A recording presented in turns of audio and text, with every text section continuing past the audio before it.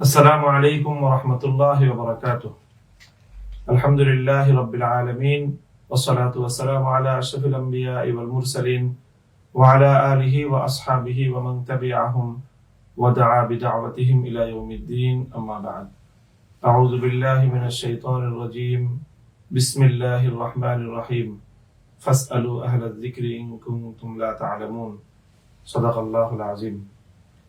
সুপ্রিয় দর্শক ও শ্রোতা মণ্ডলী, আপনারা যারা আমাদের এই লাইভ প্রোগ্রাম দেখছেন, দেশ ও প্রবাস থেকে সকল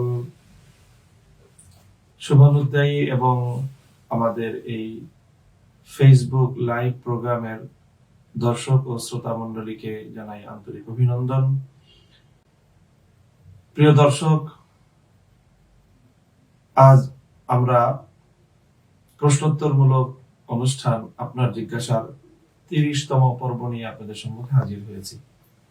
প্রতি সপ্তাহের ন্যায় সপ্তাহেও আপনাদের পক্ষ থেকে যে সকল প্রশ্নগুলো আমাদের পেজের নির্ধারিত কমেন্ট বক্সের মধ্যে জমা পড়েছিল, সেই প্রশ্নগুলো থেকে অধিকতর গুরুত্বপূর্ণ প্রশ্নগুলো নিয়ে সাজানো হয়েছে আমাদের আজকের এই প্রশ্নোত্তর পর্ব, আপনার জিজ্ঞাসার ৩০তম পর্ব। আমরা ভূমিকার দীর্ঘসূত্রিতায় না গিয়ে সরাসরি চলে যাচ্ছি আপনাদের প্রশ্নগুলো নিয়ে আলাপচারিতায়। প্রিয় দর্শক, আজকে যে প্রশ্নটি প্রথম আমাদের সম্মুখে রয়েছে আলোচনার জন্য, নাসির হুসাইন নামক আইডি থেকে এক ভাই প্রশ্ন করেছেন, প্রায় দেখি কিছু মহিলা বক্তা ওয়াজের মঞ্চে ওয়াজ করে এবং তাদের সামনে বহু শ্রোতা মহিলা থাকে। তাদের বেশিরভাগই বেপর্দা এবং মহিলা ওয়াইজও বেপর্দা। এখন এসব মহিলা বক্তাকে জনসম্মুখে ওয়াজ করা ইসলাম সমর্থন করে? এই হলো নাসির হুসাইন ভাইয়ের এই প্রশ্ন। তো এই প্রশ্নের জবাব আলোচনায় প্রথমেই আমরা যে কথাটি বলা প্রয়োজন মনে করছি সেটি হলো, ওয়াজ এবং নসিহত মানুষের ধর্মীয় সচেতনতা সৃষ্টি করা, দ্বীনি জ্ঞান মানুষকে সরবরাহ করা, এটি ইসলামের একটি গুরুত্বপূর্ণ বিষয়। এবং ইসলাম সম্পর্কে ধর্মের জ্ঞান, ইসলামের জ্ঞান, এটা যেরকম পুরুষের জন্য প্রয়োজন, নারীর জন্য প্রয়োজন। নারীদেরকেও ইসলামের প্রয়োজনীয় জ্ঞান শিক্ষা করতে হবে এবং সেই নারীদের ইসলামী এলেম অর্জন করার জন্য, দ্বীনের এলেম অর্জন করার জন্য, ইসলামী শিক্ষা এবং জ্ঞান অর্জন করার জন্য বিভিন্ন উদ্যোগ গ্রহণ করা এটি জরুরি। এবং সেই উদ্যোগের মধ্যে মহিলাদের জন্য তালিম, মহিলাদের জন্য ওয়াজ এবং নসিহতের আয়োজন, এগুলো প্রয়োজনীয় উদ্যোগ। সেই হিসাবে মহিলাদের জন্য, নারীদের জন্য অবশ্যই তালিম অথবা ওয়াজ নসিহত এবং তাদের দ্বীনি প্রয়োজনীয় জ্ঞান শিক্ষা করার প্রয়োজনীয় ব্যবস্থা থাকা, এটি অপরিহার্য এবং জরুরি। এটি হলো প্রথম বিষয়। দ্বিতীয় বিষয় হলো, সেই মহিলাদেরকে কারা ওয়াজ করবেন, কারা শিক্ষা দিবেন। তো মহিলাদেরকে যদি ভালো যোগ্যতা সম্পন্ন এবং সঠিক কোরআন সুন্নাহর জ্ঞান সমৃদ্ধ কোন মহিলা মুআল্লিমা থাকেন, যে সকল মহিলারা সাধারণ মহিলাদেরকে শিক্ষা দিবেন, তাদেরকে নসিহত করবেন, তাদেরকে তালিম করবেন, এরকম মহিলারা যদি মহিলাদেরকে শিক্ষা দেয়, তালিম করে, এটি অবশ্যই প্রশংসনীয় বিষয়।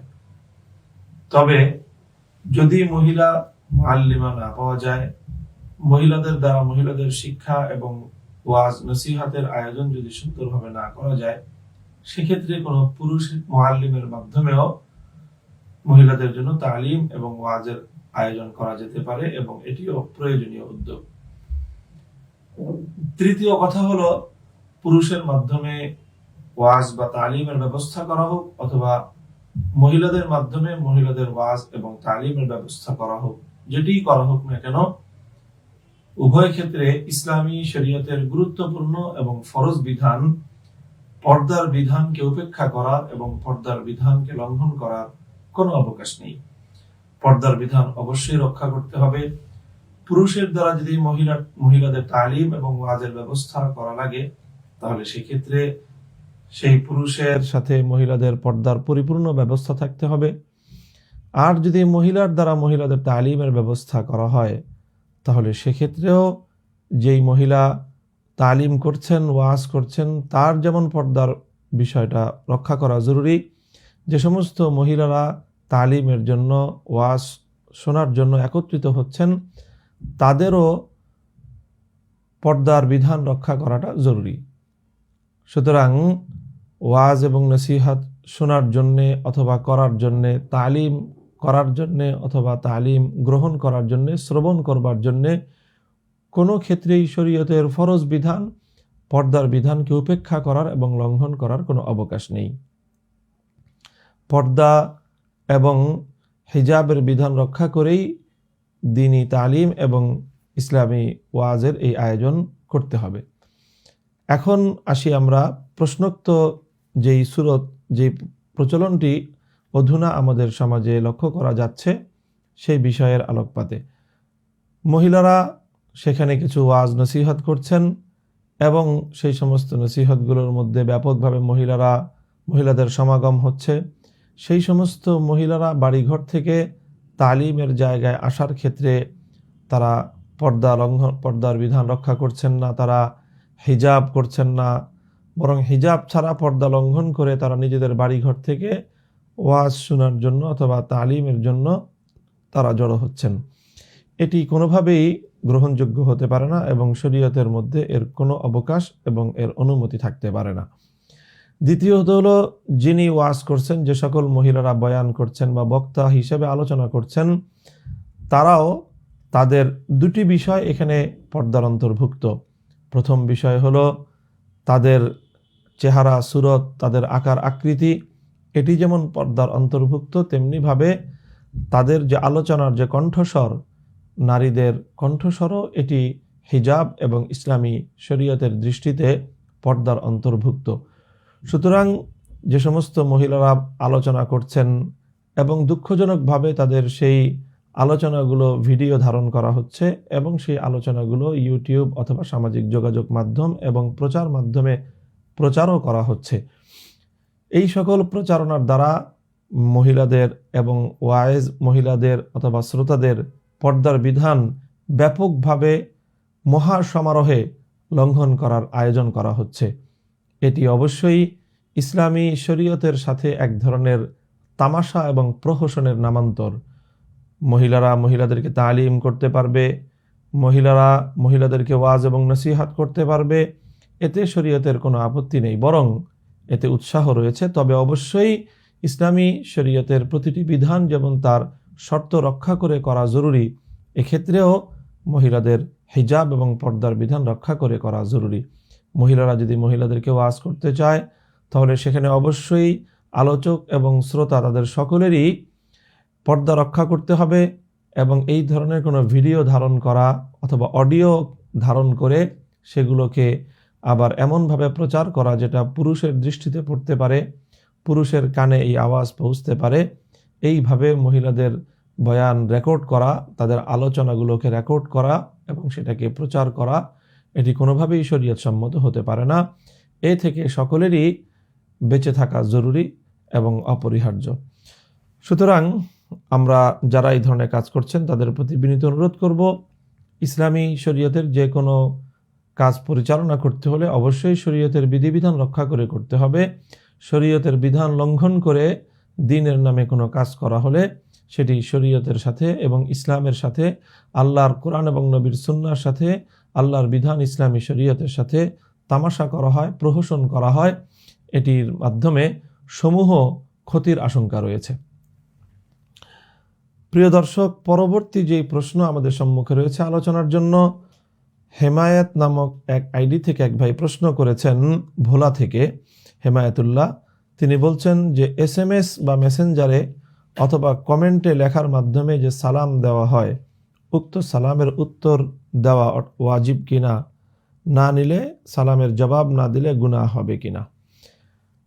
হ্যাঁ, হেমায়েতুল্লাহ ভাই, আপনি যে প্রশ্ন করেছেন সেই প্রশ্নের জবাব হলো যে এইভাবে ভার্চুয়াল অথবা লিখিতভাবে যে সকল সালাম প্রদান করা হয়, লিখিতভাবে যেই সালাম প্রদান করা হয়, চাই সেটা কোনো পোস্টের মাধ্যমে হোক, কমেন্টের মাধ্যমে হোক, অথবা যেভাবেই হোক, অথবা সাধারণ কোনো লিখিত আকারে পত্রের মাধ্যমে হোক, এই সকল লিখিত আকারে যেই সালামগুলো থাকে সেই সালামগুলো আমরা দুই ধরনের দেখতে পাই।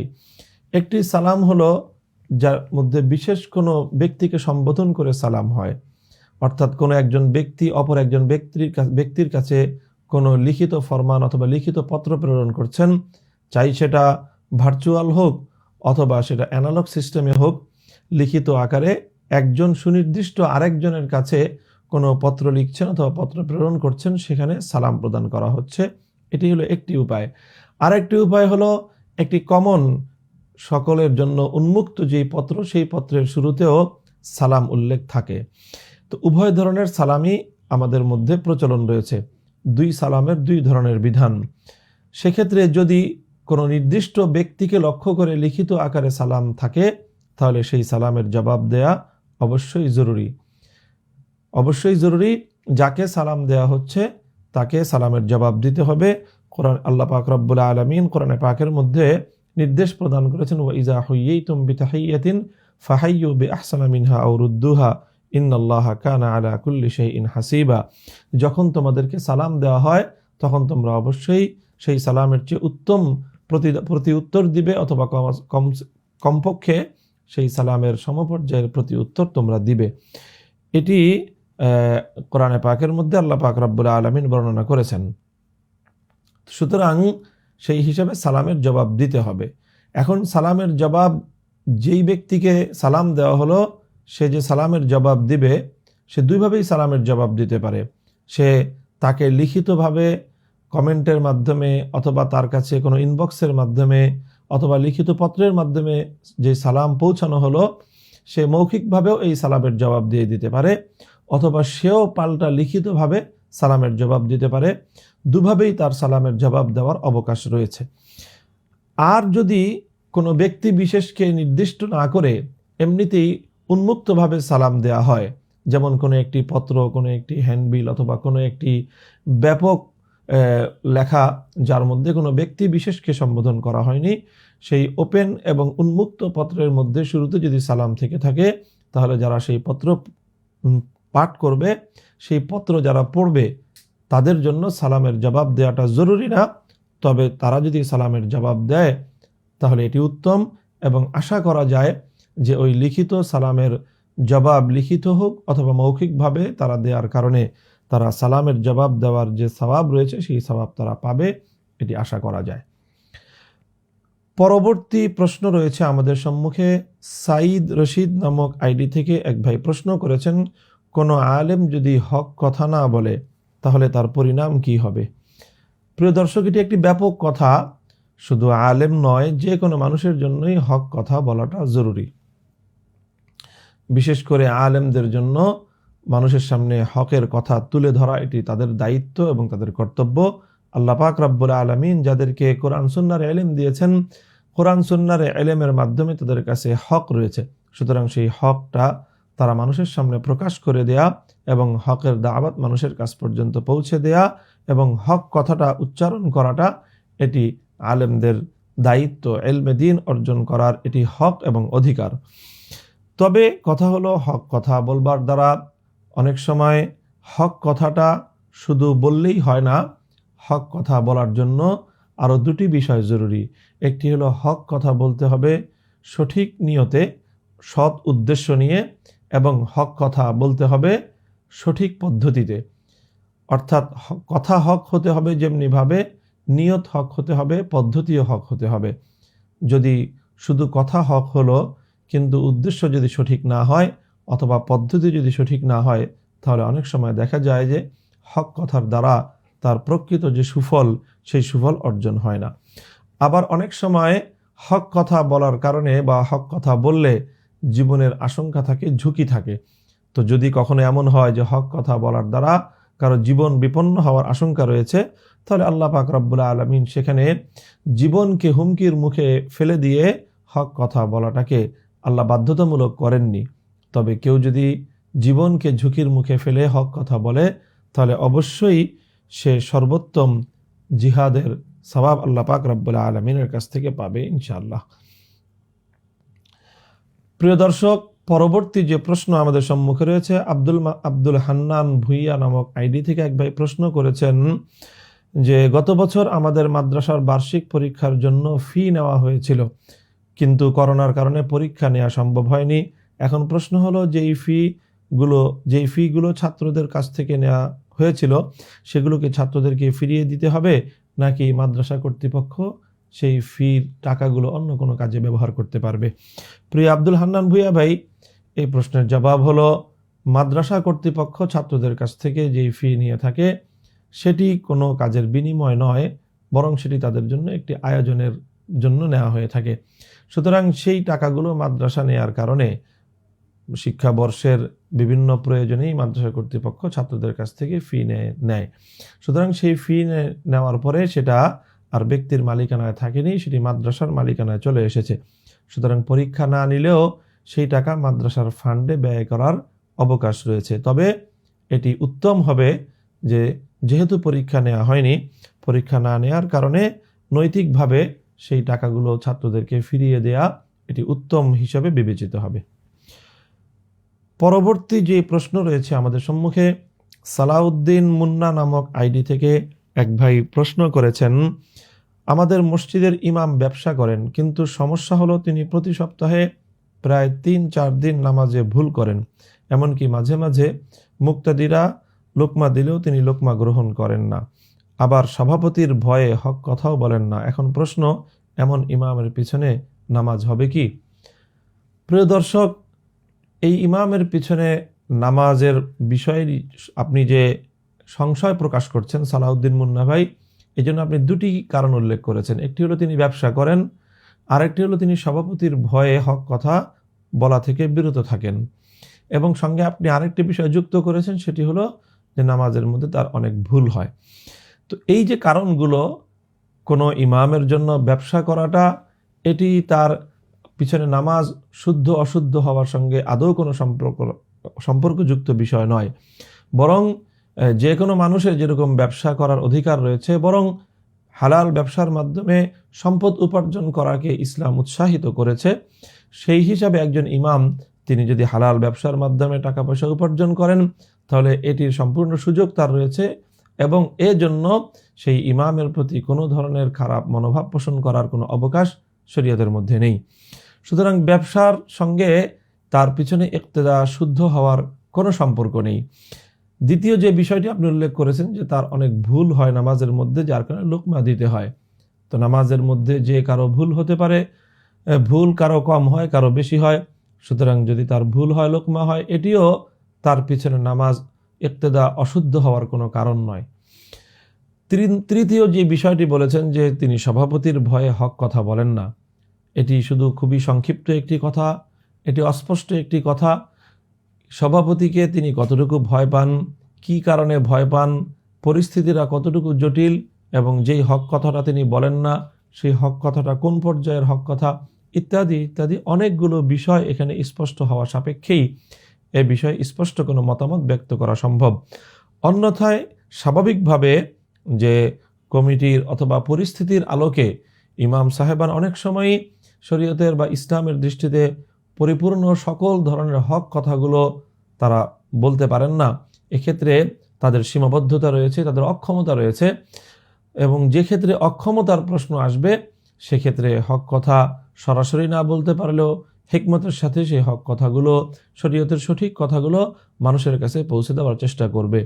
সুতরাং এই বিষয়গুলোর কারণে কোনো একজন ইমামের পিছনে ইক্তেদা অশুদ্ধ হবে, ব্যাপারটি এমন হতে পারে না। তবে হ্যাঁ, যদি তিনি হক কথা বলার ক্ষেত্রে শরীয়তের বিধান এবং শরীয়তের সীমা যদি লঙ্ঘন করেন, তাহলে সেটা ভিন্ন প্রশ্ন হতে পারে। আব্দুল্লাহ আল মামুন নামক আইডি থেকে আমাদের পরবর্তী যে প্রশ্নটি এসেছে সেটি হলো যে নামাজ বিষয়ে, এক ওয়াক্ত নামাজ কাজা করলে 2,88,00,000 বছর শাস্তি ভোগ করতে হবে, এই কথাটি কি সঠিক? প্রিয় আব্দুল্লাহ আল মামুন ভাই এবং অন্যান্য দর্শক শ্রোতা যারা আমাদেরকে দেখছেন এবং শুনছেন, এই ধরনের একটি বর্ণনা আমরা একটি হাদিসের উদ্ধৃতি থেকে শুনে থাকি যে 1 ওয়াক্ত নামাজ কাজা করলে তার জন্য 80 হুকবা তথা 2,88,00,000 বছর তাকে জাহান্নামের আগুনে জ্বলতে হবে। এমন একটি বিবরণ রয়েছে কোন কোন কিতাবের মধ্যে পাওয়া যায়, তবে এটি আল্লাহ রসুল সাল্লাল্লাহু আলাইহি ওয়াসাল্লামের হাদিস হিসাবে কোনো প্রামাণ্য এবং গ্রহণযোগ্য কোনো সূত্রের বর্ণনা আমরা খুঁজে পাইনি। সুতরাং এই কথাটির যেহেতু কোনো গ্রহণযোগ্য বর্ণনার সূত্র নেই, কোনো সনদ নেই, আর গ্রহণযোগ্য বর্ণনার সূত্র এবং সনদ ব্যতি রেখে শরীয়ত সংক্রান্ত কোনো কথা ইসলামের মধ্যে গ্রহণযোগ্য হতে পারে না। সুতরাং এত একটা আমল না করার কারণে সুনির্দিষ্ট একটা সময়ের জাহান্নামের আগুনে প্রজ্বলিত হওয়ার যেই কঠোর শাস্তির কথা এখানে বলা হচ্ছে, এটি যেহেতু আল্লাহ রসুল সাল্লাল্লাহু আলাইহি ওয়াসাল্লাম থেকে প্রামাণ্য কোনো সূত্রে বর্ণিত নেই, সুতরাং এটি একটি মওদু তথা একটি বানোয়াট এবং জাল বর্ণনা হিসেবেই মুহাদ্দিসিনদের নিকট একটি চিহ্নিত। সুতরাং এই বিষয়টির উপর নির্ভর করে এমনভাবে কথা বর্ণনা করা এটি সঠিক হবে না। তবে হ্যাঁ, কোনো ব্যক্তি যদি নামাজ ছেড়ে দেয় অথবা নামাজ না পড়ে, তাহলে তার জন্য ভয়াবহ শাস্তির কথা কোরআন এবং হাদিসের বিভিন্ন বর্ণনার দ্বারাই পাওয়া যায়। আল্লাহ পাক রব্বুল আলামিন কোরআনে পাকের মধ্যে ঈমানের পরেই সবচেয়ে গুরুত্ব দিয়েছেন যে বিধানের উপর, যে ইবাদতের উপর, সেটি হলো নামাজ তথা সালাত। ঠিক তেমনিভাবে রাসূল সাল্লাল্লাহু আলাইহি ওয়াসাল্লাম হাদিসে পাকের মধ্যে ঈমানের পরেই সবচেয়ে গুরুত্বপূর্ণ আল্লাহর বিধান হিসেবে নামাজকে চিহ্নিত করেছেন, আখ্যায়িত করেছেন। রাসূল আকরাম সাল্লাল্লাহু আলাইহি ওয়াসাল্লাম থেকে এমন বর্ণনা অনেকগুলো সহিহ হাদিসের মধ্যে বর্ণিত রয়েছে, বাইনাল আবদি ওয়াল কুফরি তারকুস সালাত, যে অর্থাৎ একজন মুমিন ব্যক্তি এবং একজন কাফের ব্যক্তি তাদের মধ্যকার পার্থক্যকারী স্পষ্ট লক্ষণ হলো নামাজ। নামাজ পড়লে তার দ্বারা বোঝা যাবে যে একজন ব্যক্তি সে ঈমানদার, আর নামাজ না পড়লে বাহ্যিকভাবে এটা বোঝা যাবে যে তার মধ্যে ঈমান নেই। এই ধরনের বর্ণনা থাকা সত্ত্বেও এমন কোনো জাল বা বানোয়াট বর্ণনার উপর নির্ভর করে নামাজের ফজিলত বর্ণনা করাটা এটা কোনো বুদ্ধিমত্তার কাজ হতে পারে না, এবং ইসলামী শরীয়তের কোনো অনুমোদিত কাজও এটা হতে পারে না। পরবর্তী প্রশ্ন রয়েছে আমাদের সম্মুখে। সাওবান মুহাম্মদ নামক আইডি থেকে এক ভাই জানতে চেয়েছেন, আল্লাহ তাআলা সর্বপ্রথম কি সৃষ্টি করেছেন? কেউ কেউ বলেন যে নবী করিম সাল্লাল্লাহু আলাইহি ওয়াসাল্লামের নূর আল্লাহ সৃষ্টি করেছেন সর্বপ্রথম। নবী করিম সাল্লাল্লাহু আলাইহি ওয়াসাল্লাম সৃষ্টি না হলে দুনিয়া সৃষ্টি হতো না। আরেক দল বলছে আল্লাহ তাআলা সর্বপ্রথম কলম তৈরি করেছেন। আসলে এই প্রশ্নের সঠিক জবাব কি? প্রিয় দর্শক, এইরকম বিবরণ এটি অনেক কিতাবের মধ্যে পাওয়া যায় যে আল্লাহ পাক রব্বুল আলামিনের সৃষ্ট সর্বপ্রথম যে জিনিস সেটি হলো রাসূল সাল্লাল্লাহু আলাইহি ওয়াসাল্লামের নূর। কিন্তু এই বর্ণনাটি রাসূল সাল্লাল্লাহু আলাইহি ওয়াসাল্লামের হাদিসের কোনো গ্রহণযোগ্য এবং মানোত্তীর্ণ কোনো বর্ণনার সূত্রে প্রমাণিত নয়। সুতরাং রাসূল সাল্লাল্লাহু আলাইহি ওয়াসাল্লামের নূর সর্বপ্রথম আল্লাহ পাকের সৃষ্টি, এটি তথ্য এবং প্রমাণের আলোকে প্রমাণিত কোনো বক্তব্য নয়। আল্লাহ রাসূল সাল্লাল্লাহু আলাইহি ওয়াসাল্লামের বিশুদ্ধ সনদে বর্ণিত হাদিসের মাধ্যমে সর্বপ্রথম আল্লাহ পাক রব্বুল আলামিনের সৃষ্টি বিষয়ক যে হাদিসগুলো রয়েছে সেখানে দুই ধরনের বর্ণনা পাওয়া যায়। কোনো এক বর্ণনায় পাওয়া যায় যে আল্লাহ পাক রব্বুল আলামিন সর্বপ্রথম যা সৃষ্টি করেছেন সেটি হলো কলম। যেমন হযরত উবাদাহ ইবনে সামিত রাদিয়াল্লাহু তাআলা আনহু থেকে এক হাদিসের মধ্যে বর্ণনা এসেছে যে ইন্না আউওয়ালা মা খালাকাল্লাহুল কলম ফাকালা উকতুব ফাকালা মা আকতুব ক্বালা উকতুবিল কদর মা কান ওয়া মা হুয়া কাইনুন ইলাল আবাদ। আল্লাহ রাসূল সাল্লাল্লাহু আলাইহি ওয়াসাল্লাম বলেছেন, আল্লাহ পাক সর্বপ্রথম কলমকে সৃষ্টি করেছেন। অতঃপর আল্লাহ পাক কলমকে বললেন, তুমি লেখো। কলম আল্লাহর নিকট জানতে চাইল কি লিখব। আল্লাহ বললেন যে তুমি তাকদীর লেখো, যা হয়েছে এবং অনাদিকাল পর্যন্ত যা হবে, অনন্তকাল পর্যন্ত যা হবে সব তুমি লিখে রাখো। তাহলে এই হাদিসের দ্বারা বোঝা যায় তিরমিজি শরীফের মধ্যে সঠিক বিশুদ্ধ বর্ণনার সূত্রে বর্ণিত হযরত উবাদাহ ইবনে সামিত রাদিয়াল্লাহু তাআলা আনহুর এই হাদিস থেকে প্রতীয়মান হয় যে সর্বপ্রথম আল্লাহ পাক রব্বুল আলামিনের সৃষ্টি হলো কলম। পক্ষান্তরে কোরআনে পাকের মধ্যে আল্লাহ পাক রব্বুল আলামিন বর্ণনা করেছেন এবং বুখারী মুসলিম সহ অনেকগুলো সহিহ হাদিসের মধ্যে যে তথ্যটি বর্ণিত হয়েছে সেটি হলো হুয়াল্লাযী খালাকাস সামাওয়াতি ওয়াল আরদা ফি সিত্তাতি আইয়াম ওয়া কানা আরশুহু আলাল মা। আল্লাহ পাক রব্বুল আলামিন আসমান এবং জমিনকে 6 দিনে সৃষ্টি করেছেন, আর এই আসমান জমিন সৃষ্টির আগে আল্লাহ পাকের আরশ এটি স্থাপিত ছিল পানির উপর। সহিহ বুখারীতে হযরত ইমরান বিন হুসাইন রাদিয়াল্লাহু তাআলা আনহু থেকে বর্ণিত হাদিসে রাসূল আকরাম সাল্লাল্লাহু আলাইহি ওয়াসাল্লাম ইরশাদ করেছেন, কান আল্লাহ ওয়া লাম ইয়াকুন শাইউন ক্বাবলাহ ওয়া কানা আরশুহু আলাল মা ওয়া কাতাবা ফি যিকরি কুল্লা শাইইন সুম্মা খালাকাস সামাওয়াতি ওয়াল আরদ। সহিহ বুখারীর বর্ণনায় হযরত ইমরান বিন হুসাইন রাদিয়াল্লাহু তাআলা আনহুর এই হাদিসের মধ্যে আল্লাহ রাসূল সাল্লাল্লাহু আলাইহি ওয়াসাল্লাম বলেছেন যে আদিতে কিছুই ছিল না, শুধু আল্লাহ ছিলেন, আর আল্লাহ পাক রব্বুল আলামিনের আরশ এটি পানির উপর ছিল। অতঃপর আল্লাহ পাক রব্বুল আলামিন সেই তাকদীরের মধ্যে সবকিছু লিখলেন। আর সহিহ মুসলিমের মধ্যে হযরত আব্দুল্লাহ বিন আমর রাদিয়াল্লাহু তাআলা আনহুর বর্ণনায় এসেছে, ইন্নাল্লাহা কাদ্দারা মাকাদির আল খালাইক ক্বাবলা আন ইয়াখলুকাস সামাওয়াতি ওয়াল আরদা বি50 আলফা সানাতিন ওয়া কানা আরশুহু আলাল মা। অর্থাৎ সকল আসমান জমিন সহ সবকিছু সৃষ্টির আগেই আল্লাহর আরশ পানির উপর ছিল। অর্থাৎ এই হাদিস থেকে একথা প্রমাণিত হয় যে এই সমস্ত সৃষ্টি জগতের পূর্বে আল্লাহর আরশ পানির উপর ছিল। অর্থাৎ দুটি সৃষ্টি যখন ছিল, একটি হলো আল্লাহর আরশ আর অপরটি হলো পানি। এখানে কোরআনে পাকের এই আয়াতের ব্যাখ্যায় মুফাসসিরিনগণ এবং হাদিসের ব্যাখ্যায় মুহাদ্দিসিনগণ এটি নিয়ে আলোচনা করেছেন, আলোকপাত করেছেন। যেটি তো বোঝা যায় এই হাদিস এবং কোরআনের আয়াত থেকে যে আরশ পানির উপর ছিল, অর্থাৎ দুটি সৃষ্টি ছিল, একটি আরশ এবং অপরটি হলো পানি। তবে প্রশ্ন হলো আরশটা আগে ছিল না পানিটা আগে ছিল?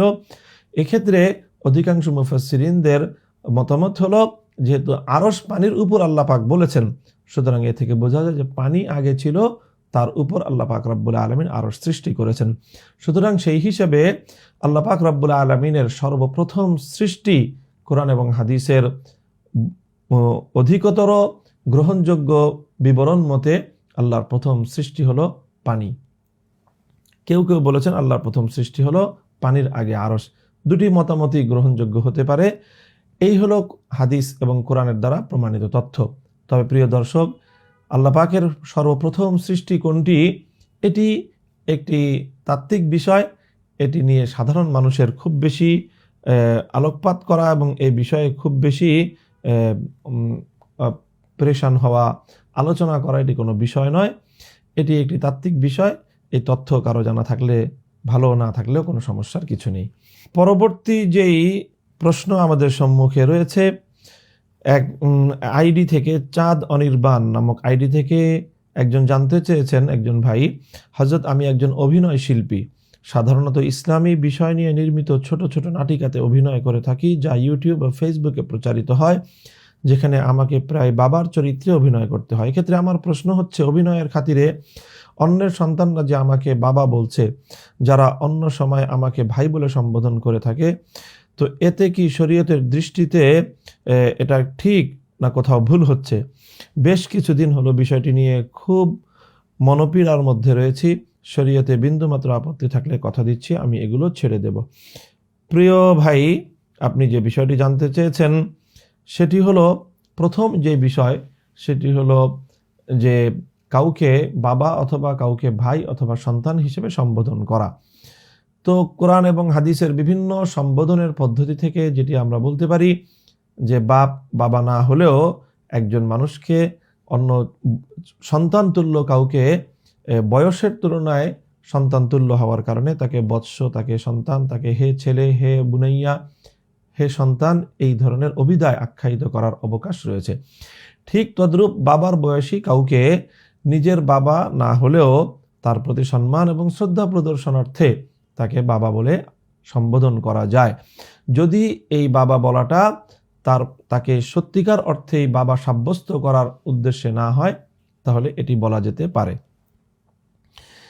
সুতরাং একান্ত বিশেষ ক্ষেত্র বিশেষে সম্মান এবং শ্রদ্ধা প্রদর্শনার্থে বাবা বলে কাউকে সম্বোধন করলে এটার দ্বারা ইসলামী শরীয়তের কোনো বিধান লঙ্ঘন হবে না, অথবা এর দ্বারা অন্যের বাবাকে বা নিজের বাবা ছাড়া অন্য কাউকে বাবা বলে সাব্যস্ত করার যে নিষেধাজ্ঞা রয়েছে সেই নিষেধাজ্ঞার আওতায়ও এটা পড়বে না। এটা হলো শুধু সম্মান এবং শ্রদ্ধার সূচক, শ্রদ্ধা হিসেবে বাবা বলে সম্বোধন করা। এটি কোরআন হাদিসের বিভিন্ন যে সম্বোধন পদ্ধতি তার আলোকে এটির বৈধতা প্রমাণিত হয়। তবে দ্বিতীয় যে বিষয়টি এখানে আপনি জানতে চেয়েছেন সেটি হলো যে এইভাবে অভিনয় করা। তো অভিনয় করার ক্ষেত্রে যদি শরীয়তের কোনো বিধান লঙ্ঘন না হয়, নারী পুরুষের কোনো পর্দার বিধান যদি না হয়, অথবা কোনো অসত্যের কোনো তথ্য, অসত্য কোনো তথ্যের যদি আশ্রয় না নেওয়া হয়, তাহলে সেক্ষেত্রে এই ধরনের কোনো মেসেজ অথবা কোনো বক্তব্য, শিক্ষা মানুষের সামনে উপস্থাপন করার জন্য এই ধরনের কোনো অভিনয় করার অবকাশ থাকতে পারে। এতে শরীয়তের কোনো বিধানের বিপরীত হবে না।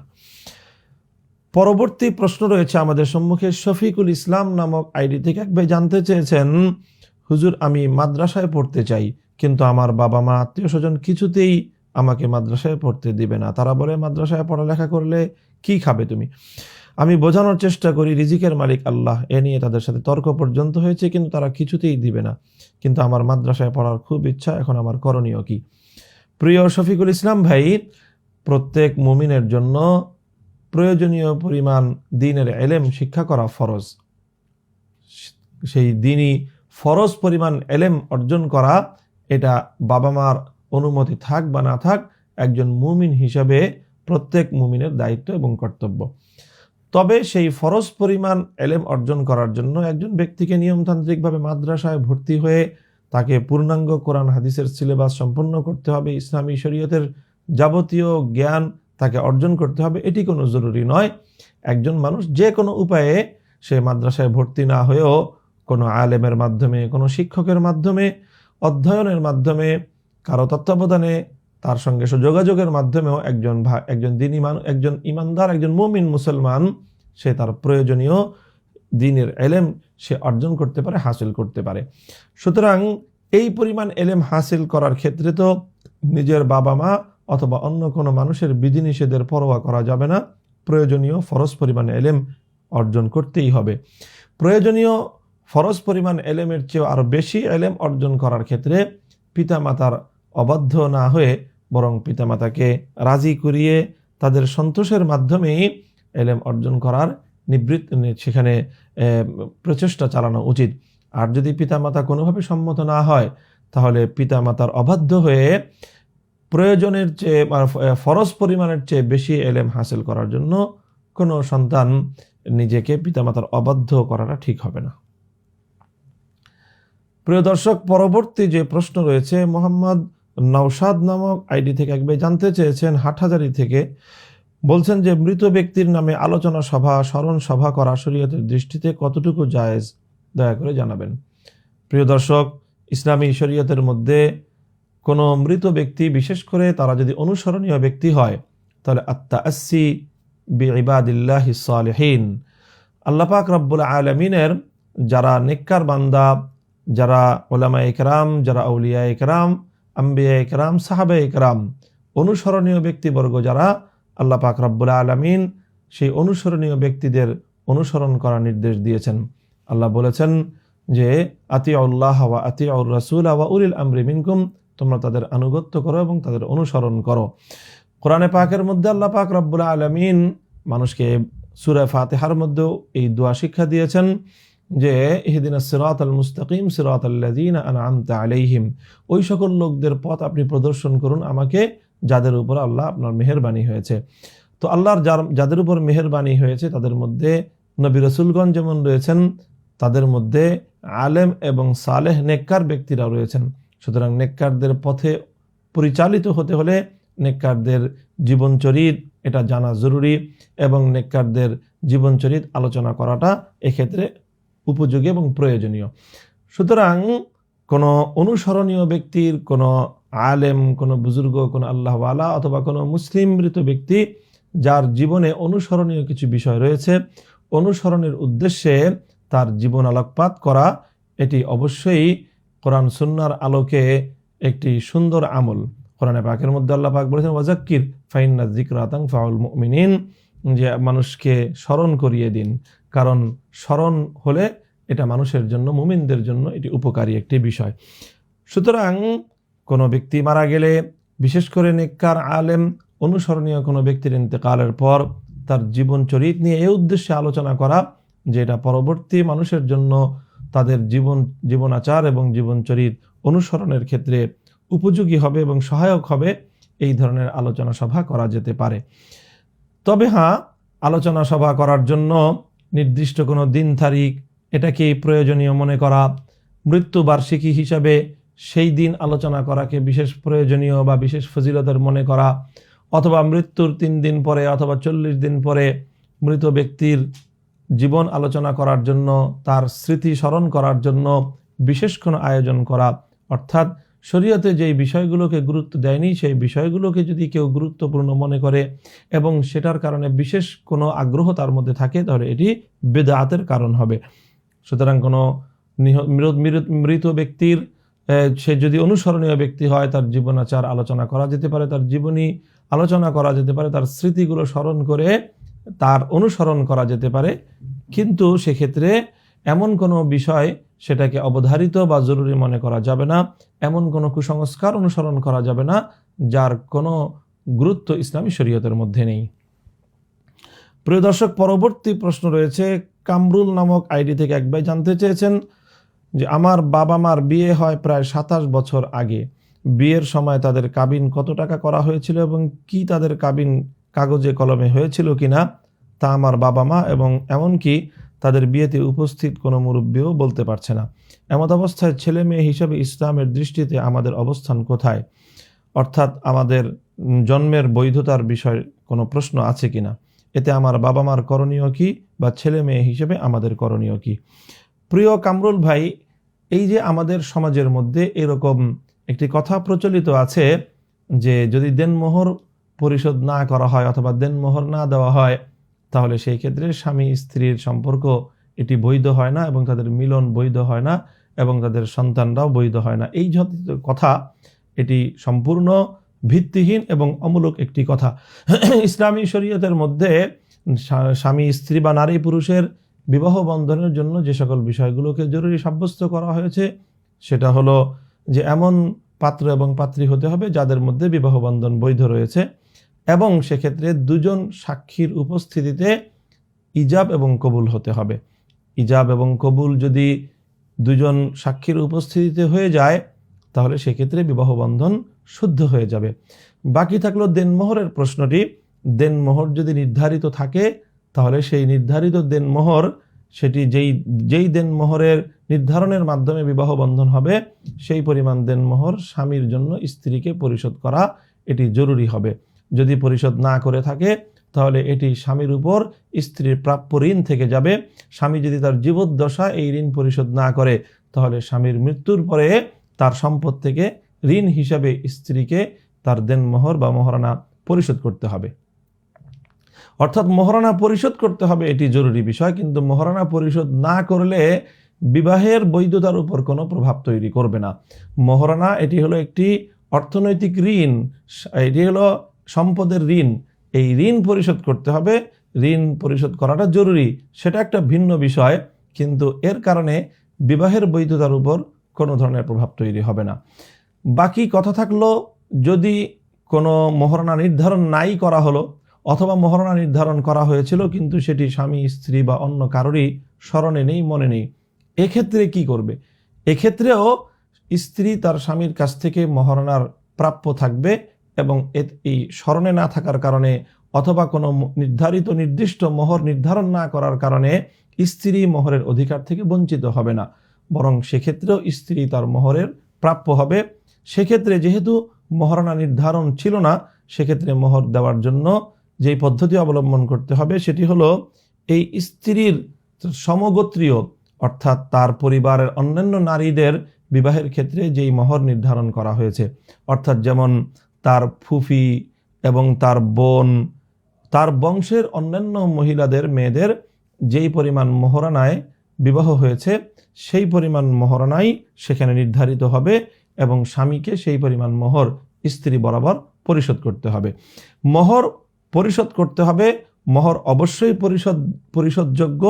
যদি না স্ত্রী সন্তুষ্ট চিত্তে স্বামীর মোহরানাকে মাফ না করে দেয় তাহলে অবশ্যই স্ত্রীর জন্য স্বামীর কাছ থেকে সেই মোহরানা প্রাপ্য, চাই বিবাহের সময় মোহরানা নির্ধারিত হোক অথবা মোহরানা নির্ধারিত না হোক, সর্ব অবস্থায় স্বামীকে স্ত্রী বরাবর মোহর অবশ্যই পরিশোধ করতে হবে। কিন্তু মোহর যদি পরিশোধ না করে অথবা মোহর যদি না দেয় তাহলে এই কারণে টাকা পরিশোধ না করার ঋণ থেকে যাবে, ঋণগ্রস্ত থেকে যাবে, ইচ্ছাপূর্বক অন্যের হক আদায় না করলে সে হকুল ইবাদের দায়ে গ্রস্ত হবে, কিন্তু এই কারণে বৈবাহিক সম্পর্কের উপর কোনো প্রভাব তৈরি হবে না। সুতরাং আপনি যে সংশয় প্রকাশ করছেন যে আপনার বাবা মার সম্পর্কের বৈধতা নিয়ে অথবা আপনাদের জন্মের বৈধতা নিয়ে, এটি সম্পূর্ণ অমূলক এবং ভিত্তিহীন সংশয়। এই ধরনের সংশয় প্রকাশ করার কোনো অবকাশ ইসলামী শরীয়তের মধ্যে নেই। প্রিয় দর্শক, পরবর্তী যেই প্রশ্ন আমাদের সম্মুখে রয়েছে, তানজিলুর রহমান নামক আইডি থেকে এক ভাই জানতে চেয়েছেন, বেসরকারি সুদী ব্যাংকের সম্পূর্ণ অর্থায়নে যদি কোনো স্কুল বা ভার্সিটি প্রতিষ্ঠিত হয় এবং তাদের অর্থায়নেই পরিচালিত হয়, তবে সেই স্কুল বা ভার্সিটিতে শিক্ষক বা কর্মচারী হিসেবে চাকুরিতে ঢুকলে সেই আয় বৈধ বা হালাল হবে কি? প্রিয় দর্শক, যদি শিক্ষা প্রতিষ্ঠানে শিক্ষার্থীদের কাছ থেকে কোনো প্রদেয় গ্রহণ করা হয়, বেতন ভাতা গ্রহণ করা হয়, বেতন নেওয়া হয়, তাহলে সেক্ষেত্রে সেই শিক্ষার্থীদের বেতন থেকে শিক্ষক এবং স্টাফদের যেই ভাতা প্রদান বা বেতন যেটা তাদের যেই প্রদান করা হয় সেটা বৈধ হবে, এতে কোনো সমস্যা নেই। হ্যাঁ, তবে যদি এমন হয় যে সেই শিক্ষা প্রতিষ্ঠানের সুদী ব্যাংকের সুদী প্রতিষ্ঠানের সুদের আয় ছাড়া ভিন্ন অন্য কোনো ইনকাম সোর্স নেই, যদি এমন হয় তাহলে সেই ক্ষেত্রে সেই ধরনের শিক্ষা প্রতিষ্ঠানে চাকরি করে বেতন গ্রহণ করা এটি বৈধ হবে না। প্রিয় দর্শক, পরবর্তী যেই প্রশ্ন আমাদের সম্মুখে রয়েছে, আব্দুর রহমান নামক আইডি থেকে এক ভাই জানতে চেয়েছেন যে আঙ্কারায় বঙ্গবন্ধুর এবং ঢাকায় কামাল আতাতুর্কের ভাস্কর্য নির্মাণ করছে তুরস্ক, তাহলে এরদোগানের ব্যাপারে আমাদের ধারণা কি হওয়া উচিত? তার এই সিদ্ধান্তের বিষয়ে আমাদেরকে জানিয়ে বাধিত করবেন।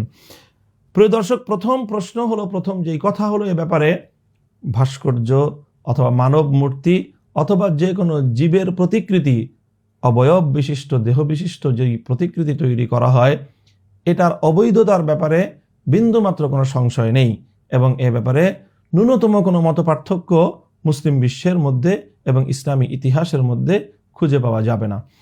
সুতরাং সেটি আঙ্কারায় হোক অথবা ঢাকায় হোক, সেটি এরদোগান করুক অথবা যেই করুক, কোনো ব্যক্তির কারণে, কোনো ব্যক্তির পরিচয়ের কারণে এই ধরনের কোনো মানব মূর্তি অথবা কোনো জীবের ভাস্কর্য তৈরি করার কোনো অবকাশ ইসলামী শরীয়তের মধ্যে থাকতে পারে না।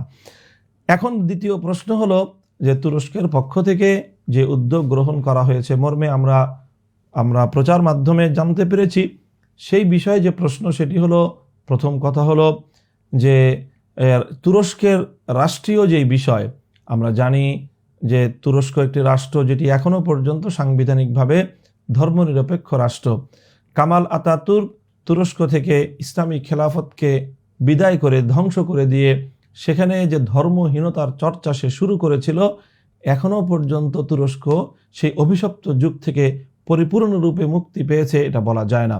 হ্যাঁ, আমরা পর্যালোচনা করে বিভিন্ন পর্যবেক্ষণের মাধ্যমে নির্ভরযোগ্য আলেম সমাজ এবং নির্ভরযোগ্য ইসলামিক স্কলারদের যেই পর্যবেক্ষণ, সেই পর্যবেক্ষণের মাধ্যমে আমরা এটুকু জানতে পারি যে রজব তাইয়েব এরদোগান পর্যায়ক্রমে ধীরে ধীরে কামাল আতাতুর্কের প্রবর্তিত সেই ধর্মহীন এবং ইসলাম বিদ্বেষের সেই সাংবিধানিক বিভিন্ন অক্টোপাসের বন্দিত্ব থেকে ধীরে ধীরে সে এবং তার জাতি সেখান থেকে বেরিয়ে আসছে।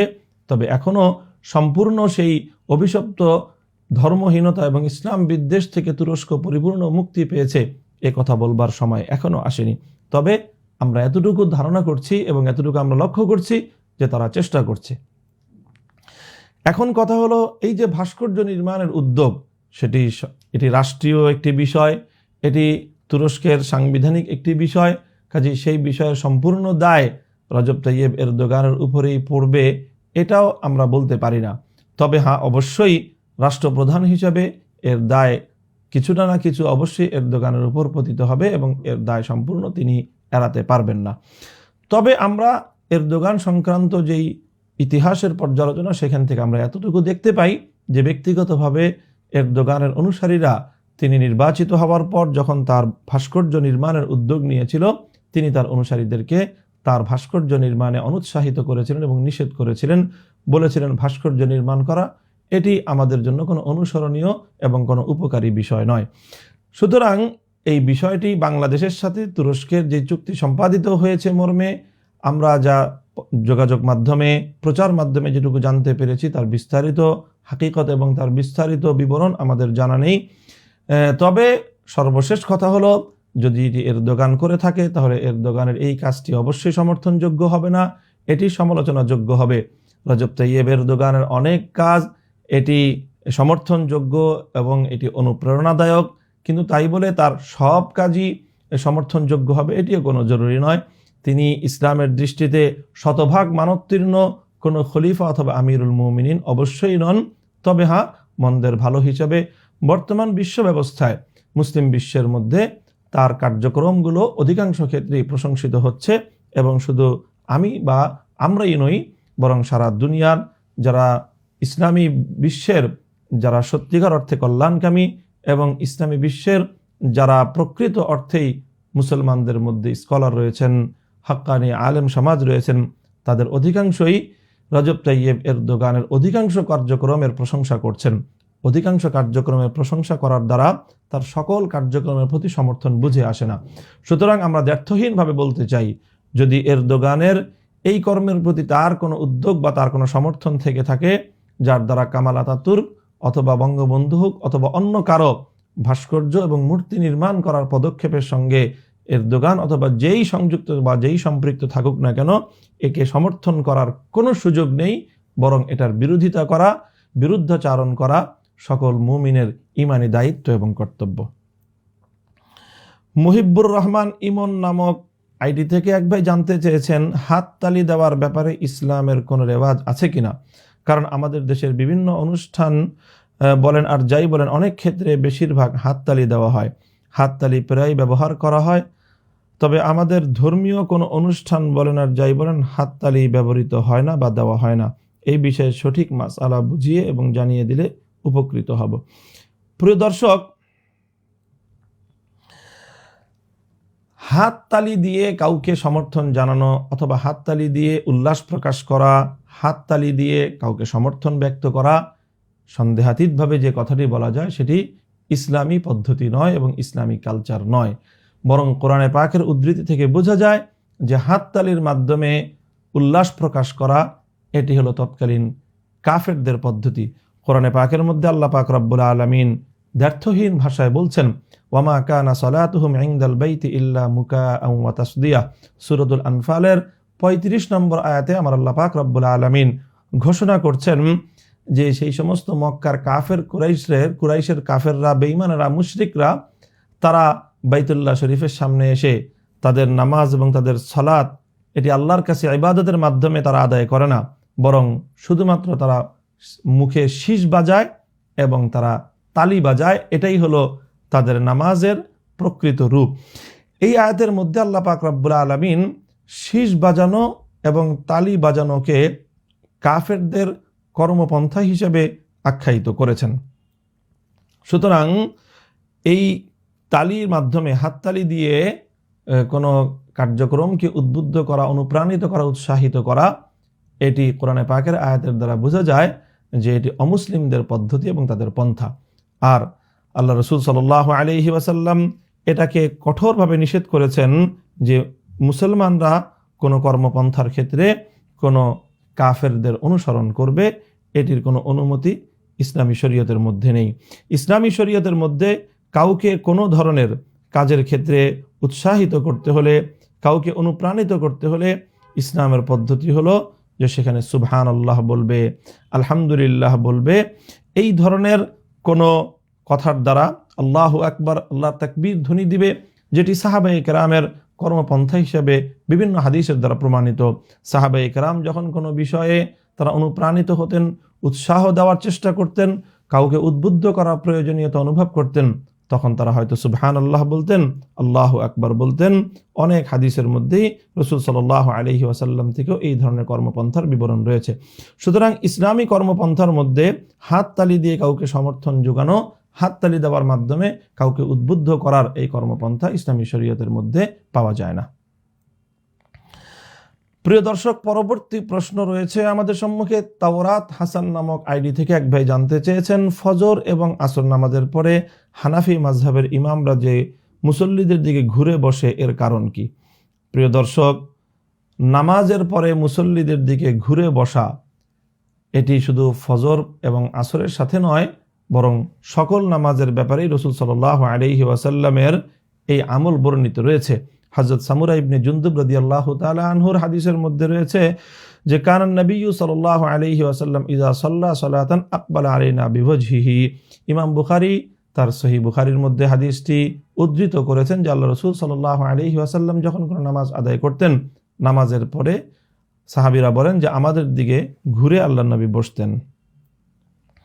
সুতরাং এটি রাসূল সাল্লাল্লাহু আলাইহি ওয়াসাল্লামের আমল ছিল এবং এটি শুধু ফজর এবং আসরের সঙ্গে কোনো সীমাবদ্ধ নয়।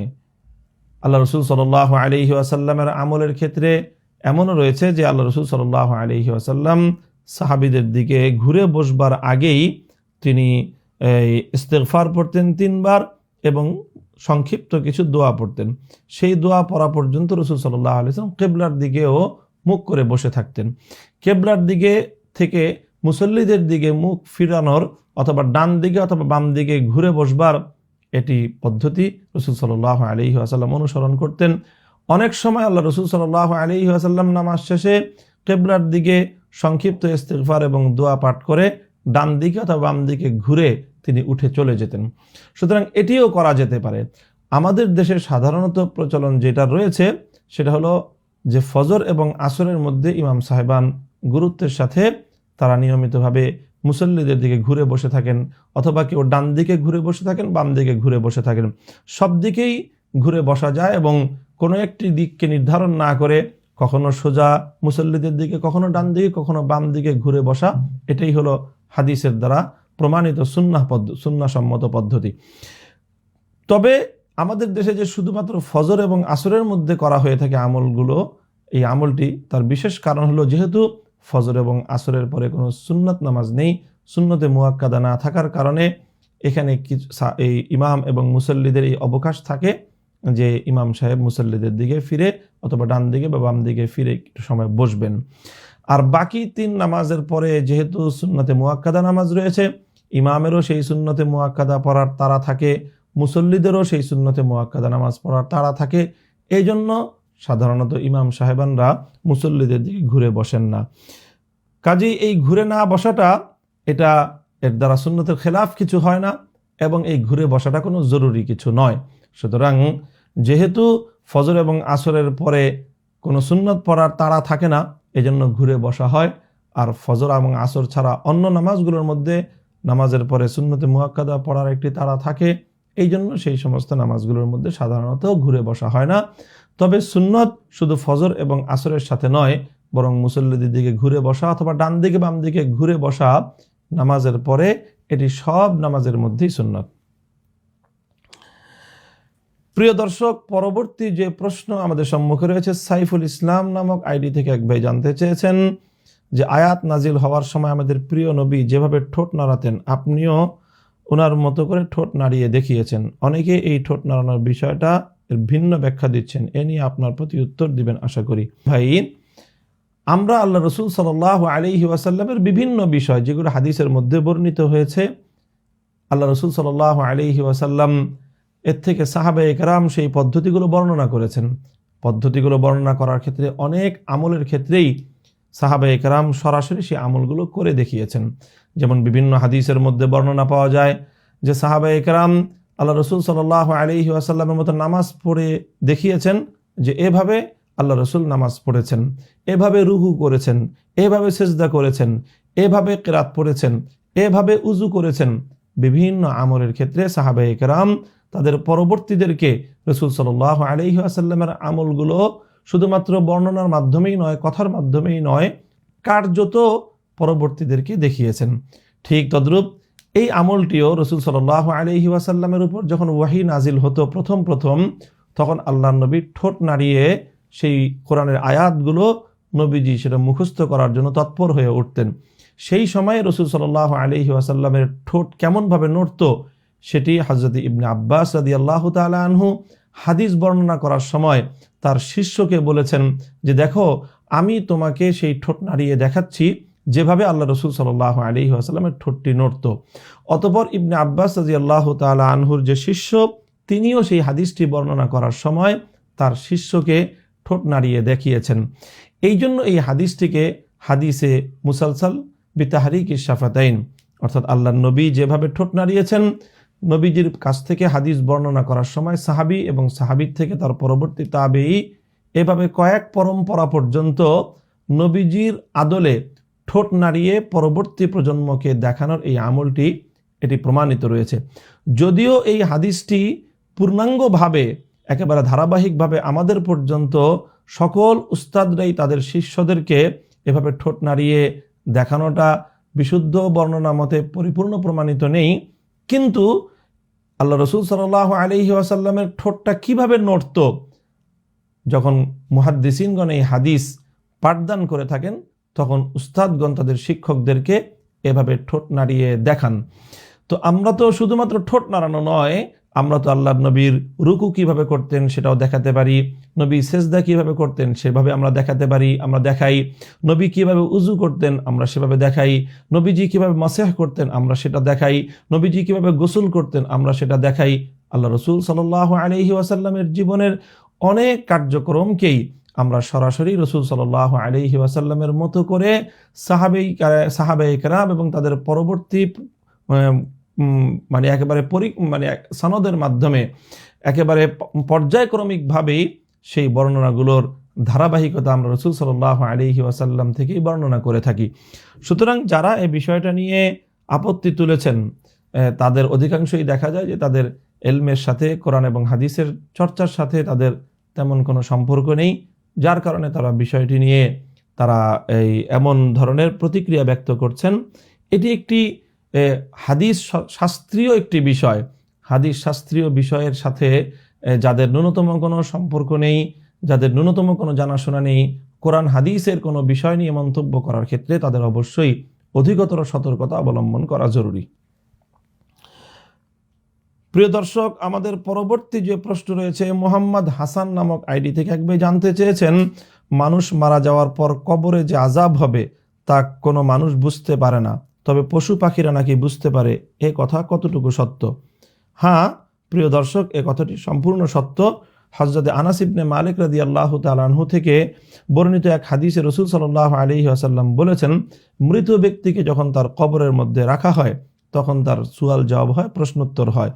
যদি প্রশ্নোত্তরে কোনো ব্যক্তি যথাযথ সন্তোষজনকভাবে জবাব দিতে না পারে তাহলে তার উপর কী ধরনের প্রতিক্রিয়া হয় সেটি বর্ণনা এসেছে যে তখন ইউযরাবু বিমাতারিকা মিন হাদিদিন জরবাতান ফায়াসিহু সাইহাতান ইয়াসমাউহা মান ইয়ালিহি গায়রুস সাকালাইন। অর্থাৎ বুখারী শরীফের বর্ণনা এসেছে তাকে লোহার মুগুর দিয়ে এত জোরে আঘাত করা হয় যে সে এত জোরে চিৎকার করতে থাকে মৃত ব্যক্তি, যে সেখানে মানুষ এবং জিন ছাড়া অন্য সকল প্রাণীরা মৃত ব্যক্তির সেই আর্তচিৎকার এবং আর্তনাদ শুনতে পায়। এটি সহিহ বুখারী শরীফের বিশুদ্ধ হাদিসের দ্বারাই তথ্যটি প্রমাণিত। সুতরাং এই তথ্যের ক্ষেত্রে সন্দেহের কোনো অবকাশ নেই।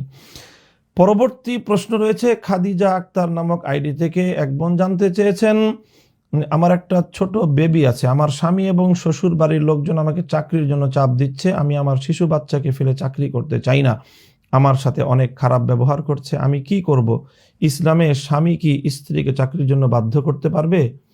প্রিয় বোন, আপনি যেই প্রশ্নের জবাব জানতে চেয়েছেন এবং দর্শকবৃন্দ, এই প্রশ্নের জবাব হলো আসলে স্ত্রীর ভরণ পোষণের দায়িত্ব হলো স্বামীর উপর। স্বামীকেই তার স্ত্রী এবং সন্তানের ভরণ পোষণ দিতে হবে। সুতরাং কোনো স্ত্রীর জন্য ভরণ পোষণ এবং অর্থ সংগ্রহের জন্য চাকরি বাকরি করাটা এটা কোনো স্ত্রীর জন্য বাধ্যতামূলক হতে পারে না, জরুরি নয়। তবে হ্যাঁ, কোনো নারী যদি সে চাকরি করতে চায়, সে যদি পয়সা উপার্জন করতে চায়, তাহলে হালাল উপায়ে যে কোনো কর্মসংস্থানের মাধ্যমে, যে কোনো কর্মের মাধ্যমে নারীর জন্য হালাল উপায়ে সম্পদ উপার্জন করার সুযোগ এবং অনুমোদন ইসলামী শরীয়তের মধ্যে রয়েছে। সুতরাং বোন, আপনি যদি আপনার স্বামীকে সন্তুষ্ট রাখার জন্য আপনার শ্বশুরের বাড়ির আত্মীয় স্বজনদের পীড়াপিড়ির কারণে সম্পর্কের অবনতি ঘটার আশঙ্কায় যদি আপনি চাকরি বাকরি করতে চান, কোনো কর্মসংস্থানে সম্পৃক্ত হতে চান, তাহলে সেটির সুযোগ আপনার জন্য রয়েছে। তবে শর্ত হলো যে সেই কর্মসংস্থানে অবশ্যই পর্দার বিধান লঙ্ঘন করে আপনার চাকরি করবার সুযোগ থাকতে হবে। যদি পর্দার বিধান, আল্লাহর হুকুম এবং শরীয়তের বিধান রক্ষা করে যদি চাকরি করার সুযোগ এবং অবকাশ থাকে, তাহলে সেই ক্ষেত্রে স্বামী এবং শ্বশুরবাড়ির লোকজনের এই পীড়াপিড়ির কারণে আপনি যদি চাকরি করেন, তাহলে সেই চাকরি করার সুযোগ আপনার রয়েছে। তবে পয়সা উপার্জন করার জন্য আপনাকে চাপ প্রয়োগ করবার শরীয়ত সম্মত অধিকার আপনার স্বামীর নেই। প্রিয় দর্শক, পরবর্তী যে প্রশ্ন রয়েছে, জানতে চেয়েছেন এক ভাই, মানুষের অবয়বের কোনো রোবট যদি ভালো কাজে ব্যবহার করা হয়, যেমন ধরেন ঘরের কাজকর্ম করলো, শিশুদের সিকিউরিটি দিল, বৃদ্ধদের ওষুধ খাওয়ালো, মুরব্বীদের নামাজের সময় রিমাইন্ডার দিল, মোবাইল অ্যাপসের মতো প্রয়োজনে কোরআন তেলাওয়াত করে শোনালো, তাহলে সেই রোবট হালাল নাকি হারাম? প্রিয় দর্শক, রোবটের মাধ্যমে যে সকল কার্যক্রমের কথা বলা হলো, আরও অনেক কার্যক্রম পরিচালনা করা যেতে পারে এবং এই সমস্ত কার্যক্রমগুলোর মধ্যে শরীয়তের কোনো আপত্তি নেই। তবে রোবট হোক আর যাই হোক, সেটার মধ্যে কোনো প্রাণীর পরিপূর্ণ আকৃতি যদি থাকে, মুখাবয়ব যদি থাকে, অর্থাৎ দেহের সাথে সাথে যদি তার চোখ, কান, নাক, মুখ এই সবগুলো সহ সম্পূর্ণ একটি মানুষের আকৃতি যদি তাকে প্রদান করা হয়, তাহলে এটিও মূর্তি হিসেবে আখ্যায়িত হবে এবং এটি হারাম হওয়ার ব্যাপারে সন্দেহের কোনো অবকাশ থাকবে না। সুতরাং যদি মুখমণ্ডল না থাকে, এমনিতে যদি একটি রোবট তৈরি করা হয় এবং রোবটের মাধ্যমে যদি সকল কার্যক্রমগুলি গ্রহণ করা হয়, তাহলে এতে ইসলামী শরীয়তের আলোকে কোনো সমস্যা থাকবে না। আরিফুর রহমান নামক আইডি থেকে পরবর্তী যে প্রশ্ন রয়েছে সেটি হলো, কোনো প্রমাণ ছাড়া কেউ ঋণ দাবি করলেই কি মৃত ব্যক্তির ওয়ালির উপর ঋণ পরিশোধ করা আবশ্যক? না, প্রমাণ ছাড়া কোনো ব্যক্তি যদি দাবি করে, তাহলে মৃত ব্যক্তির ওয়ালির জন্য অথবা মৃত ব্যক্তির উত্তরাধিকারীদের জন্য তার উত্তরাধিকার সম্পত্তি থেকে সেই ব্যক্তির ঋণ পরিশোধ করা জরুরি হবে না। বরং যদি ঋণ দাতা ব্যক্তি অথবা যে পাওনাদার, তাকে অবশ্যই সাক্ষ্য পেশ করতে হবে, তাকে প্রমাণ পেশ করতে হবে এবং সাক্ষ্য এবং প্রমাণের মাধ্যমে যদি প্রমাণিত হয় যে মৃত ব্যক্তি তার কাছে ঋণগ্রস্ত ছিল, তাহলে সেক্ষেত্রে মৃত ব্যক্তির পরিত্যক্ত সম্পত্তি থেকে তার ঋণ পরিশোধ সর্বাগ্রে হবে তার দাফন এবং কাফনের পর। তবে হ্যাঁ, যদি মৃত ব্যক্তির ঋণ থেকে থাকে আর যদি সে পাওনাদার কোনো প্রমাণ পেশ করতে নাও পারে, সেক্ষেত্রে এটা মৃত ব্যক্তির ওয়ালি এবং ওয়ারিসদের ইখতিয়ারভুক্ত থাকবে। তারা সতর্কতামূলকভাবে এবং মৃত ব্যক্তির প্রকৃতই যদি ঋণ থেকে থাকে, তাহলে সেই ঋণ থেকে তাকে পরিত্রাণ এবং মুক্তি দান করার জন্য কোনো প্রমাণ ছাড়াও যদি তারা সেখানে টাকা দিয়ে দেয়, ঋণ পরিশোধ করে দেয়, তাহলেও কোনো সমস্যা নেই, তারা করতে পারে। তবে সেক্ষেত্রে অবশ্যই লক্ষ্য রাখতে হবে যে মৃত ব্যক্তির আপনজনদের মধ্যে, আত্মীয় স্বজনদের মধ্যে যদি কোনো নাবালেগ অপ্রাপ্ত বয়স্ক থেকে থাকে, তাহলে সেক্ষেত্রে যেই ঋণ তথ্য এবং প্রমাণের মাধ্যমে প্রমাণিত নয়, সেই ঋণ এটা মৃত ব্যক্তির যারা অপ্রাপ্ত বয়স্ক উত্তরাধিকারী রয়েছে, সেই উত্তরাধিকারের সম্পত্তি থেকে এই ধরনের অপ্রামাণ্য কোনো ঋণ পরিশোধ করবার অবকাশ থাকবে না। প্রিয় দর্শক, আজকে আমাদের এই আপনার জিজ্ঞাসার 30তম পর্বের সর্বশেষ যেই প্রশ্নের আলোচনা করে আমরা বিদায় নিব, সেটি হলো, এক ভাই প্রশ্ন করেছেন, কোন দায়িত্বশীল, রাষ্ট্রীয় দায়িত্বশীল ভাস্কর্যের বৈধতা প্রমাণ করতে গিয়ে বলছেন যে রসুলের যুগে তো ছবি ছিল না, প্লেন ছিল না, গাড়ি ছিল না, এগুলো তো এখন আলেমরা করছেন, তাহলে ভাস্কর্য বানালে কি সমস্যা? প্রিয় দর্শক, এটি অত্যন্ত ভাইরাল একটি বক্তব্য আমরা দেখেছি। বাংলাদেশের একজন গুরুত্বপূর্ণ ব্যক্তি, সরকার দলীয় একজন দায়িত্বশীল, তিনি এই ধরনের দৃষ্টান্তের মাধ্যমে ভাস্কর্যের বৈধতা প্রমাণ করার চেষ্টা করেছেন। এটি একটি অযৌক্তিক বিষয় যে এইভাবে শরীয়তের কোনো বিধানকে যে কেউ প্রশ্নবিদ্ধ করবেন অথবা আলেম সমাজের কোনো কাজকে এভাবে প্রশ্নবিদ্ধ করবেন, এটি সম্পূর্ণ অযৌক্তিক। প্রিয় দর্শক, প্রথম এখানে যে 3টি বিষয় তিনি উল্লেখ করেছেন, এটি হলো ছবি তোলার বিষয়, আর 2টি হলো প্লেনে আরোহণ করা অথবা গাড়িতে আরোহণ করার বিষয়। তো ছবির বিষয় হলো, ইসলামী শরীয়তের মধ্যে ছবির অনেকগুলো স্তর রয়েছে। একটা স্তর হলো ডিজিটাল ছবি, আরেকটা ছবি হলো কোনো ক্যামেরায় অথবা কোনো যন্ত্রের সাহায্যে, ক্যামেরা বা মোবাইলের মাধ্যমে ধারণকৃত প্রিন্টেড ছবি, আরেকটা হলো হাতে অঙ্কিত ছবি, আরেকটা হলো দেহ এবং অবয়ব বিশিষ্ট ভাস্কর্য বা মূর্তি। এই প্রত্যেকটার বিষয়ের ক্ষেত্রে শরীয়তের বিধান সমপর্যায়ের অবশ্যই নয়। ডিজিটাল যে সকল ছবি মোবাইল অথবা কম্পিউটারের স্ক্রিনের মধ্যে থাকে, সেই ছবিটা প্রকৃত অর্থে ইসলামের নিষিদ্ধ ছবির অন্তর্ভুক্ত কিনা, এক্ষেত্রে ইসলামিক স্কলারদের বড় ধরনের মতপার্থক্য রয়েছে। ঠিক তদ্রূপ ক্যামেরা অথবা যে কোনো মোবাইলের মাধ্যমে ধারণকৃত ছবি যখন প্রিন্ট করা হয়, সেই প্রিন্টেড ছবি সেটাও ইসলামের নিষিদ্ধ তাসবিরের আওতায় পড়ে কিনা, সেটা নিয়েও মতপার্থক্য রয়েছে। সুতরাং এই ধরনের ক্যামেরার মাধ্যমে, তারপরে মোবাইলের মাধ্যমে ছবি ধারণ করা এবং ছবি প্রিন্ট করা, এটা নিয়ে কিছুটা হলেও মতপার্থক্য রয়েছে। কিন্তু যেই ছবিগুলো ভাস্কর্য আকারে কাঠের দ্বারা, পাথরের দ্বারা ঢালাই করা অথবা যে কোনো জিনিসের দ্বারা ভাস্কর্য বা দেহ বিশিষ্ট আকারে যেই সকল জীবের প্রতিকৃতিগুলো তৈরি করা হয়, তার অবৈধতার ব্যাপারে কারো কোনো দ্বিমত নেই, কোনো মতপার্থক্য নেই। প্রিয় দর্শক, আলেম সমাজ যে বিষয়ে ন্যূনতম মতপার্থক্য রয়েছে ইসলামিক স্কলারদের মধ্যে সারা দুনিয়ার, কোনো মত অগ্রগণ্য আর কোনো মত অগ্রহণযোগ্য, কিন্তু অগ্রহণযোগ্য হলেও যদি কিছুটা মতপার্থক্য থাকে, সেই বিষয়ে আলেম সমাজ বেশি কঠোরতা আরোপ করতে চান না, এটাকে প্রত্যেক ব্যক্তির যার যার তাকওয়ার উপর ছেড়ে দেন।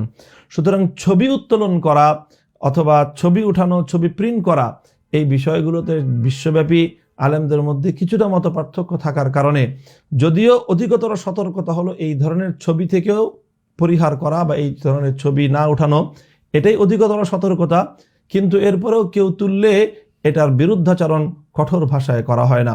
আর আলেম সমাজ নিজেরা যে সকল ছবিগুলো তুলে থাকেন, সেই বিষয়েও দারুল উলুম দেওবন্দ সহ সকলের ফতোয়া হলো অপ্রয়োজনীয় এই ধরনের ছবি উত্তোলন করা থেকেও আলেমদের বিরত থাকা কর্তব্য। তো একটা হলো এই ধরনের ছবি, ডিজিটাল ছবির ব্যাপারে বড় ধরনের মতপার্থক্য রয়েছে, প্রিন্টেড ছবির ব্যাপারেও মতপার্থক্য রয়েছে। কিন্তু ভাস্কর্য, এই যে মূর্তি আকারে যে অবয়ব তৈরি করা হয়, এটা হারাম হওয়ার বিষয়ে এবং এটা শিরকের অন্যতম উপকরণ হওয়ার বিষয়ে পৃথিবীতে ইসলামের ইতিহাসের 1400 বছরের মধ্যে কোনো ইসলামিক স্কলারের দ্বিমত খুঁজে পাওয়া যায় না।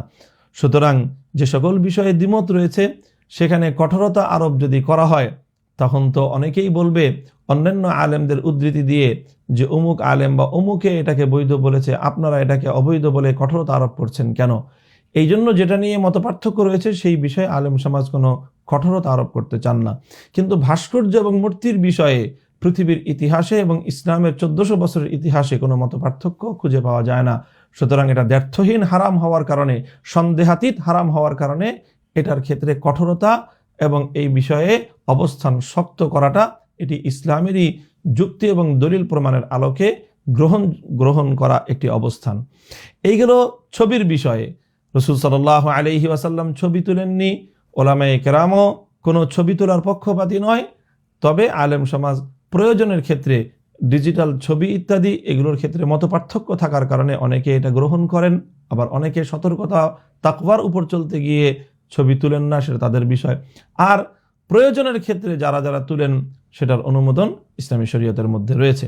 সুতরাং এই যে কথাটি যে আলেম সমাজ কেন ছবি তুলেন, ছবির সাথে ভাস্কর্যের বিষয়টি সম্পূর্ণ একাকার করে দেয়া, এটি অজ্ঞতার পরিচয়। কাজে আমরা বলবো, ইসলাম সম্পর্কে কোনো মন্তব্য করতে হলে অবশ্যই ইসলামী বিধান সম্পর্কে সম্যক অবগত হয়ে স্টাডি করে কোনো যোগ্য আলেমের সাথে, শরিয়া বিষয়ক বিশেষজ্ঞের সাথে পরামর্শক্রমে তার কাছ থেকে ব্যক্তিগতভাবে বিষয়টা ভালো করে জেনে বুঝে দায়িত্বশীলরা যদি মন্তব্য করেন, তাহলে দেশের মানুষের জন্য বিষয়গুলোকে ভালো করে বোঝাটা অনেক বেশি সহজ হবে। কিন্তু সেই সঙ্গে যে অপর দুটি প্রসঙ্গের তিনি অবতারণা করেছেন, তার একটি হলো প্লেনে আরোহণ করা, অপরটি হলো গাড়িতে আরোহণ করা। রাসূল সাল্লাল্লাহু আলাইহি ওয়াসাল্লাম করেননি, এজন্য আলেম সমাজ করেন বলে তিনি প্রশ্ন করেছেন। এই প্রশ্নটি সম্পূর্ণ অযৌক্তিক।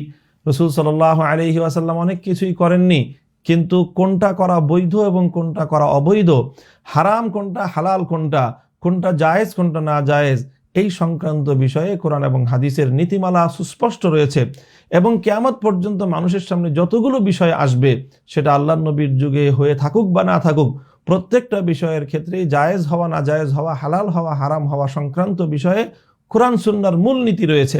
সেই মূলনীতির আলোকে প্লেনে আরোহণ করা বৈধ প্রমাণিত হয়, সেই মূলনীতির আলোকে গাড়িতে আরোহণ করা হালাল প্রমাণিত হয় বলেই আলেম সমাজ হালাল হিসাবে সেটাই আরোহণ করেন। আর কোরআন সুন্নাহর দ্ব্যর্থহীন ভাষায় ভাস্কর্য নির্মাণ করা হারাম প্রমাণিত হয়। সুতরাং গাড়িতে আরোহণ করা, বিমানে আরোহণ করার সাথে ভাস্কর্য নির্মাণ করাকে যদি কেউ একসাথে গুলিয়ে ফেলতে চায়, তাহলে আমরা সবিনয়ে এই কথা আরজ করতে চাই যে এটি অবশ্যই একটি অজ্ঞতার পরিচায়ক হবে এবং এই ক্ষেত্রে অবশ্যই আমাদের আরও সতর্কতার সাথে মন্তব্য করা উচিত।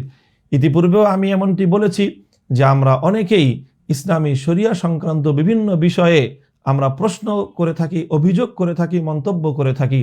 একজন মুমিনের জন্য শরিয়া সংক্রান্ত, ইসলামীর বিধিবিধান সংক্রান্ত, কোরআন সুন্নাহ সংক্রান্ত কোনো বিষয়ে মন্তব্য করার সময়ে শুধুমাত্র নিজের বুদ্ধি, নিজের স্ট্যান্ড এবং নিজের রাজনৈতিক মতাদর্শের মাধ্যমে প্রভাবিত হয়ে কোরআন সুন্নাহর বিধান নিয়ে অভিযোগ উত্থাপন করা, এটি শুধুমাত্র আপত্তিকরই নয়, বরং ক্ষেত্র বিশেষে কোনো মুমিনের ঈমান ধ্বংসের কারণ হতে পারে।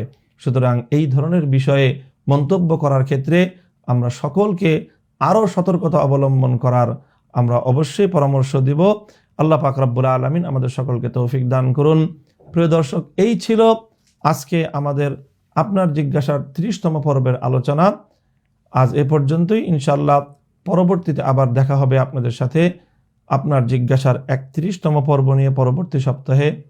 সে পর্যন্ত আল্লাহ পাক রব্বুল আলামিন আমাদের সকলকে আল্লাহ পাক রব্বুল আলামিন সুস্থ রাখুন, আমাদের সার্বিক মঙ্গল এবং কল্যাণ করুন, এই প্রত্যাশা রেখে এই দোয়া চেয়ে বিদায় নিচ্ছি। ওয়া আখিরু দাওয়ানা আনিল হামদুলিল্লাহি রাব্বিল আলামিন। ওয়াসসালামু আলাইকুম ওয়া রাহমাতুল্লাহ।